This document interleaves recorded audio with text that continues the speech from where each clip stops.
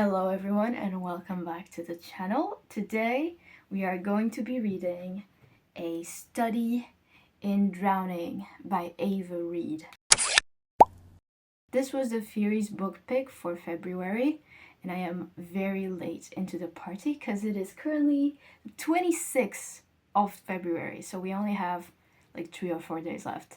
So I'm gonna have to speed run this. I do have the audiobook as well, so I think I'm gonna be listening to it while I do some work, and hopefully that will help speed stuff along. Now, a little fair warning, this video is gonna have a lot of spoilers, so if you don't want to be spoiled, maybe skip this one. I don't know much about this besides the fact that it has Dark Academia vibes, and my cousin didn't like it that much, but Hillary really loved it. So because I don't know anything about it, it's time to read the blurb. Effie Sayer has always believed in fairy tales. Haunted by visions of the fairy king since childhood, she had no choice. Her tattered copy of Engarad, Emery's Murden's epic about a mortal girl who falls in love with the fairy king, then destroys it, is the only thing keeping her afloat. So when Murden's family announces a contest to redesign the late author's estate, Effie feels certain it's her destiny. But musty, decrepit Harriet Manor, really they call them Harriet? I don't know how to pronounce that word, but that is a word that's like the feeling of missing a place that you've never been in before, like that word. No, that's interesting name. I'm never gonna know how to read this or pronounce his name, so you're just gonna have to bear with me. Is an impossible task, and its residents are far from welcoming, including Preston Hillary. Oh, Hillary! a stodgy. What is wrong with these words? A stodgy young literature scholar determined to expose Murden as a fraud. As the two rivals piece together clues about Murden's legacy, dark forces both mortal and magical conspire against them, and the truth may bring them both to ruin.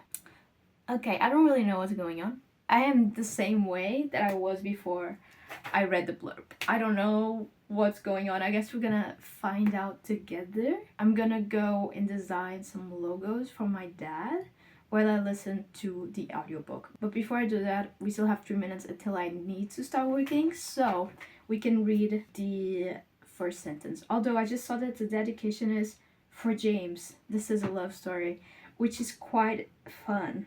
Oh, it has an epigraph. I refuse mirrors, the fairy king said. I refuse them for you, and I refuse them for me. If you want to see what you are, look into the tide pools at dusk. Look into the sea.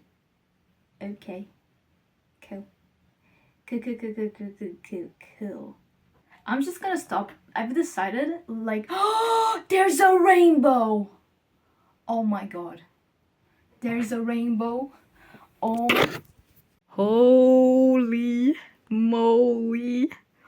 On LGBT History Month as well. Oh my god, we'd love to see it. The question now is, how long has the rainbow been there?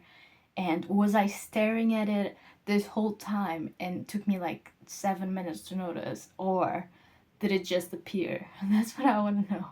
Anyways, what I was trying to say before I finally noticed the rainbow is that I've decided, literally like 2 minutes ago, that I'm gonna stop being nice during these vlogs.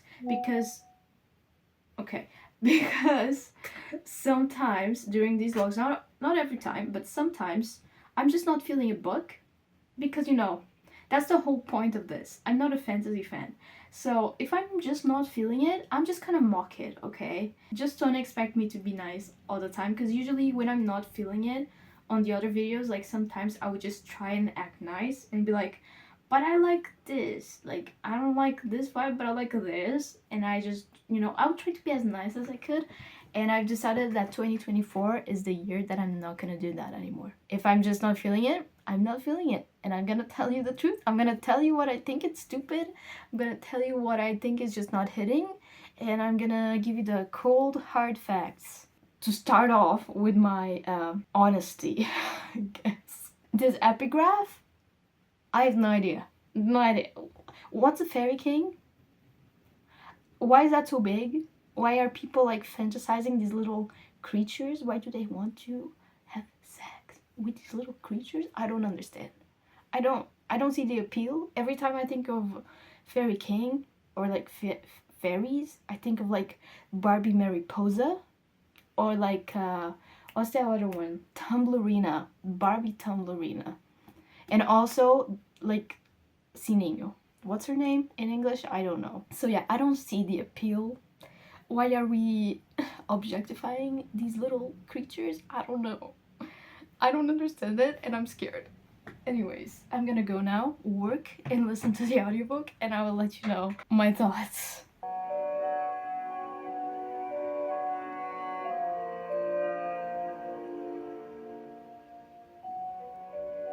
Harper-Teen and Harper Audio present A Study in Drowning by Ava Reed. Why does it have music? Why?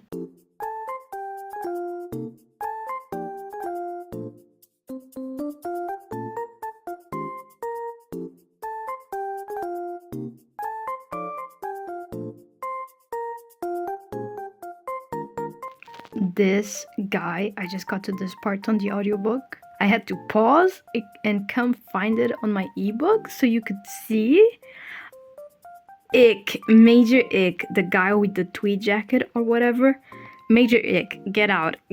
Stop, dude, go away. I think this book is making me realize a ick that I have on fantasy books. Because this is the second book that I've read where like females are still considered inferior to men in this fantasy world. And like I'm okay reading that when it's not fantasy, because that actually happened. But when it's fantasy, I don't want to be reading that. Cause like I want this to be an escape. I don't want me to be thinking about how women even today are still considered inferior. I don't want that. So yeah, I think that's a ick for me. So not liking that aspect of the book. Dude, I hope you can hear me. What the hell is wrong with the men in this universe? Everyone thinks that she's the prettiest, blah blah blah, like all of her classmates and people who don't know her just like throw themselves at her, telling her she's pretty, and she's clearly uncomfortable about it. And now her fucking teacher said the same thing. It's like such a pretty thing that I can't touch. Bro. Police? Hello? What is happening? I guess she's in college, so she's not a minor, but it's still so weird. No. Hell no. N-O spells no way. The main character is talking about how they like have these episodes where they kind of slip and they like aren't really there, and they've been on medication since they were 10 or something, which to me just screams sus. Like either this has to do with mental health and like she has dissociative disorder, like the way that she just disassociates, although I don't know if you can treat that with medicine. Maybe, I don't know, because that's the closest that I can associate with the way she describes her episodes, and also like the feeling of drowning, anxiety, and dissociation type of thing. However, I get a feeling that this is gonna play into the King Mariposa, whatever his name is, King Fairy, whatever, Fairy King. Don't know. I guess we'll see. Hi. You might have noticed something very prominent in this clip, which is my hair. It's big, it's long, which just goes to show how long ago I filmed the last clip for this video.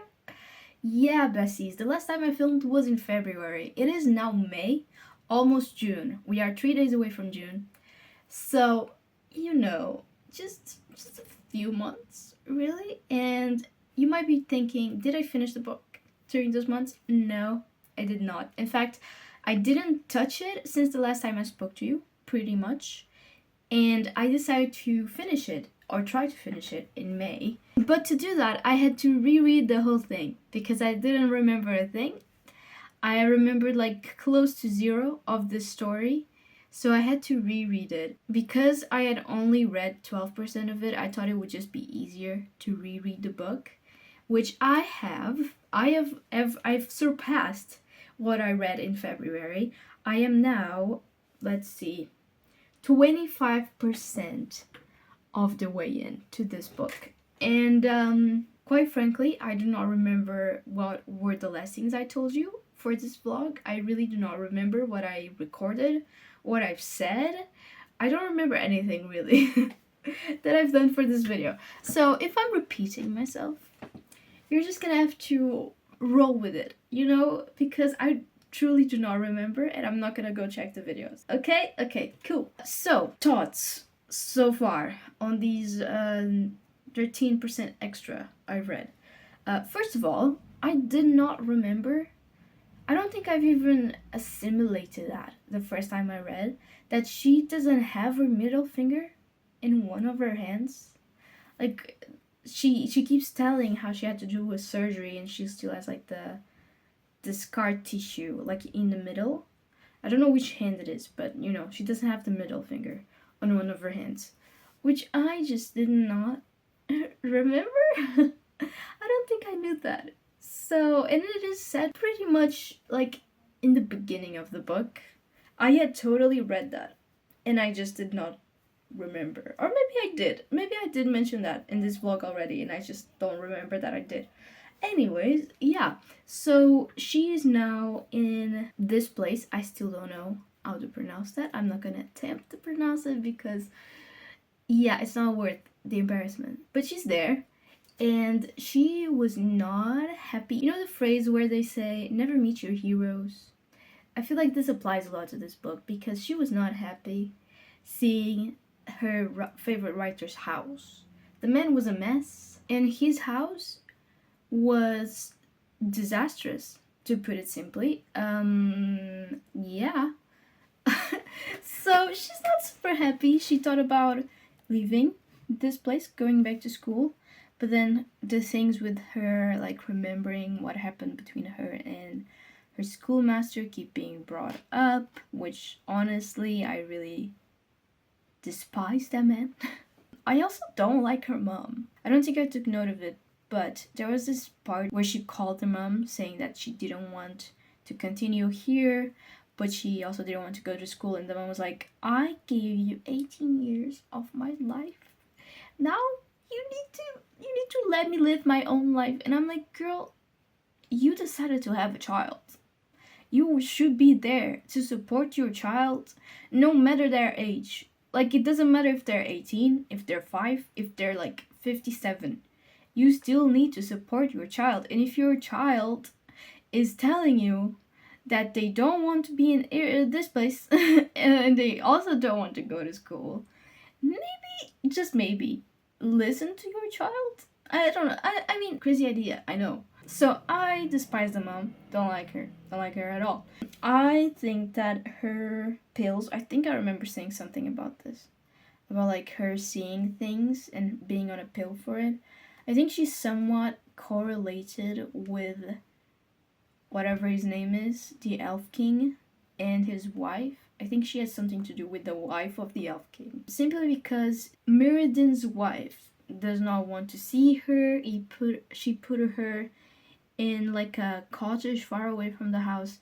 So it just gives me odd vibes. So yeah, I think those are my thoughts so far.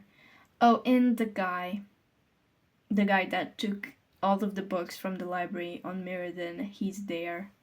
Yeah, he's there. What's his name? P. Hillary or something? Yeah, he's there. This is totally enemies to lovers. Well, enemies on her side, because I feel like he's pretty indifferent to her. He's not really, doesn't have any feelings towards her. Don't really know what to think about Mirrodin's son. He gives me odd vibes. Oh, actually I have a theory. I think Mirrodin's son is the Elf King. Just saying. because she saw the Elf King at some point during the trip to the house, like when she first came. Like her and the driver saw like this person with greasy black hair in the woods or something. I mean, it could have been Snape. However, I'm pretty convinced it was the Elf King, and I got a feeling it's the son. The son's the Elf King, and maybe that's why the mom wants her to be in the cottage away with the iron and stuff, so that son, her own son, doesn't have any chance of imprisoning this girl, because that's what happened to her. Because Mirrodin is actually the Elf King, and the guy, the son, is the Elf Prince, not the Elf King, because the Elf King died. And that's just how it works. Is that stretching it? Maybe. But that is my theory so far. So yeah, I am gonna keep reading this, and I'll keep you updated. According to my Kobo, I have 6 hours to go. So whether, oh, hello? Oh, I opened it accidentally. Whether this will actually take me 6 hours to read, that's a completely different... How many planes? Oh my god. Cambridge, I swear to god, there's a plane going by my house every 5 seconds, and it's so bloody annoying. Every time, I feel like it's gotten worse lately, because I used to be able to record a video without being interrupted by planes. But now, all of a sudden, it's constant. Constant. If it's not the trains, it's the trains. Well, that would be the only thing missing. If it weren't for the planes, it's the cars. If it's not the cars, it's the bloody ice cream van that just goes by and goes like na na na na na na. Like, oh, I cannot do that sound. I really thought I had that melody, but that was the worst thing I've ever done. The worst thing I've ever tried to sing. Here's a clip of what that van actually sounds like. Hello and welcome to more Wallflower. A carrinha do gelado está a passar. That's what that is. Do you want a whippy? I'm here to give you the update while I'm brushing my teeth, which I don't know how that's gonna work, but I'm gonna make it work, okay? It is midnight and I've been meaning to record this update throughout the whole day, and I haven't. And now it's time for me to go to sleep. And guess what I'm gonna read when I go snorkeling with me? Yeah, this book. So if I'm gonna keep advancing on this book, I need to keep updating you. So here I am. Basically, I'm sure I had theories yesterday, and now I just don't remember any. The dude, P. Hillary, the guy that is in the literature college, he's there to try and prove or disprove that, what's his name? What's his name? The writer. The writer didn't actually write his books, which oh, and somehow he managed to get the girly on his side. So now she's joining him in trying to gather this research, because the writer's son trusts her and not him. So big slay. I don't know where this is gonna go, but my theory, I think, is that who wrote these books was the dude's wife. Something's telling me that it was a dude's wife, and then he imprisoned her so that she wouldn't say anything. Is that too far-fetched? I don't know, but that is my theory. I just realized I completely forgot. I went and got my Kobo to see the annotations I did yesterday, and I just realized I completely forgot about the dude, the shepherd, who gave the girly, I keep forgetting their names, but he gave the girly like these stones. It says here, Hagstones, the shepherd said. The fairy king has many clever disguises. Look through these and you'll see him coming in his true form. This is giving Coraline, and I love it. Because, you know, the ladies, what are their names? Like the two sisters. I think they're sisters. Or maybe they're gay. Honestly, I don't know. But the two old women, they gave like this stone to Coraline with a hole in the middle, and she could see through it and see where all the pearls were. Spoiler alert for Coraline if you haven't seen it.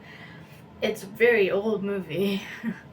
Also, very old book. So, you know, if you haven't seen it, that's on you. sorry to say, if you haven't had the experience to either be traumatized or absolutely love it as a child, then I really cannot help you. Personally, I love it. I loved it. I lived for it. Why do I look so yellow? I sort of don't look that yellow in real life. Do I? I think I'm not yellow. I think we can stop freaking out. Okay, other thing. Preston, that's his name. He talked about something called sleeper magic, which is something that the people from his race have. So it's Argontian, something, and she's Lyran or Larian or something like that. I don't know. So yeah, interesting. Sleeper magic. I wonder what that does. Maybe put people to sleep. I don't know. Just a little guess. Also, I like this quote. 6. Why am I holding my toothbrush like this? It looks like I'm about to do a spell. Wingardium Leviosa. So this is from chapter 6, yes. And it says, in another moment, all the ferocity in him fizzled. He shrank back as if tacitly apologizing for daring to approach her like that. So what happened in the scene was he just like, honestly I don't remember. I don't know why I'm trying to explain it as if I know. I think he approached her and like he was gonna hold her on her arm or something, but he saw her like visibly like pull back, so he stopped and he felt embarrassed for himself to approach her like that, for approaching her like that, which I thought was good. Good job, Preston. You get some brownie points. Also, I found it incredibly hilarious that while Miss Girl was discussing the thesis that this guy is writing, like trying to disprove that the dude wrote the books, she wasn't convinced yet. I love that he went, now you're being truly ridiculous. This isn't about politics, not in the slightest. This is about scholarship, which I thought that the people studying in the literature college were supposed to be smart. Like, when it's about your races, it's always gonna be political. It doesn't matter what you say.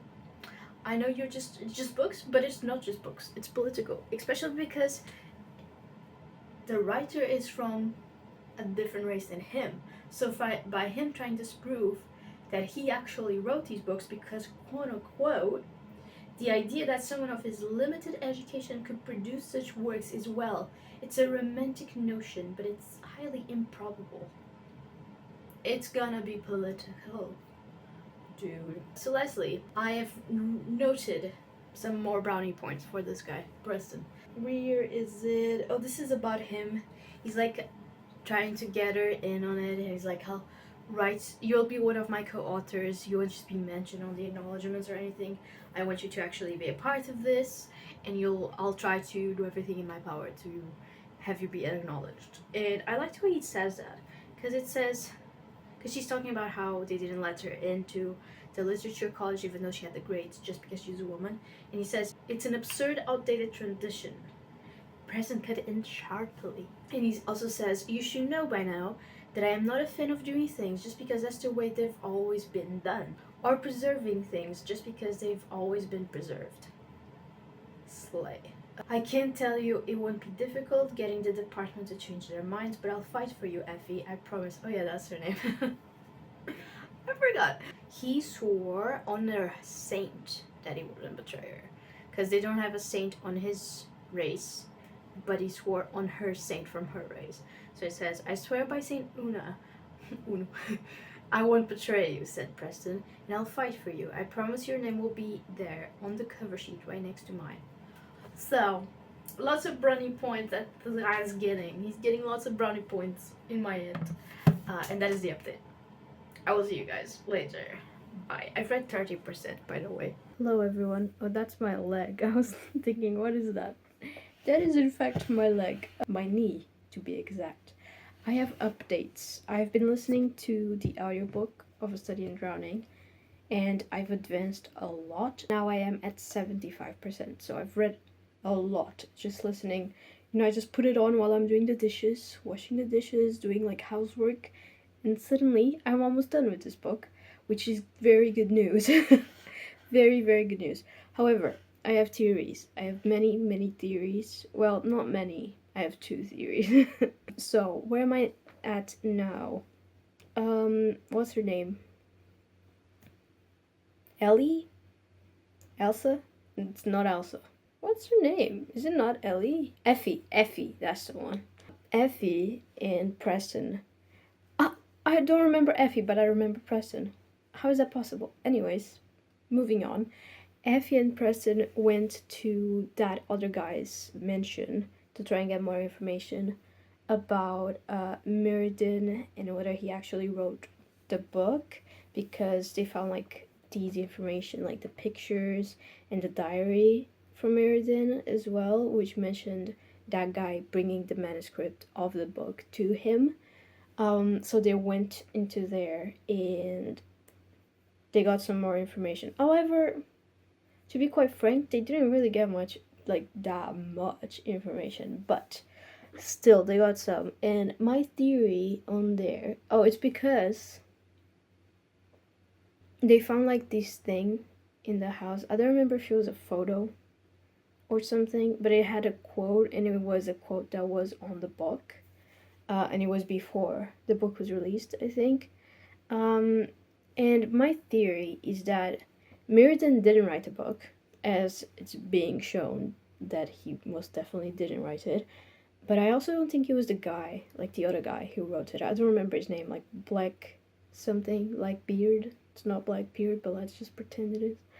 I believe he also didn't write it. I think who wrote it was his daughter, and then Mirrodin is the Elf King. What's the name? Guys, I don't remember the name of everything, and I have been listening to this book today. So, just give me a break. I'm not good with names. Let's just go with Elf King. I think that's the name. If it isn't, just try and be in the same wavelength as me and understand what I'm trying to say, okay? Thanks. I think Mirrodin is the Elf King, and that the daughter of the other guy is his wife that he stole somehow, and she wrote a book and he published the book in his name as like a pact with her dad not to hurt her or something. And maybe the woman that she saw in the house, when I'm saying she, I mean Effie, she saw like this ghost girl with white hair. I don't know exactly if it was a ghost or if it was just the other, like, Mirrodin's wife, because she is still alive. And if it was the wife, then I still think it is that dude's daughter, or Blackbeard's daughter died. Hi. My phone ran out of memory, so I couldn't finish my thought. And do I remember what I was saying? Absolutely not. But I'm gonna try to do my best. Yeah. I think she wrote the book. That's it.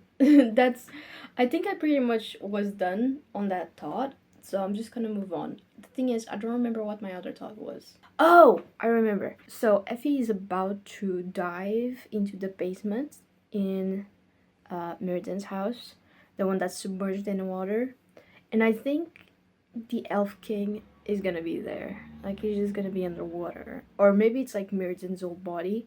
But if Mirrodin is the Elf King, then it makes sense. Elf King, Mirrodin, both are underwater, like tied to something.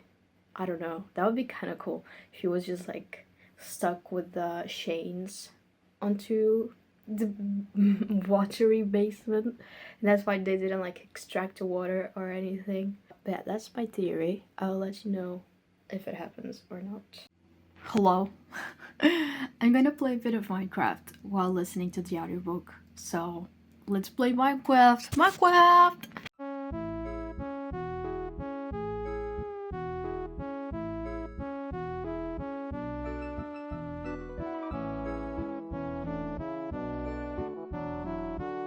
I have 33 pages left, couple pages, of A Study in Drowning. So let's finish this book, like, now.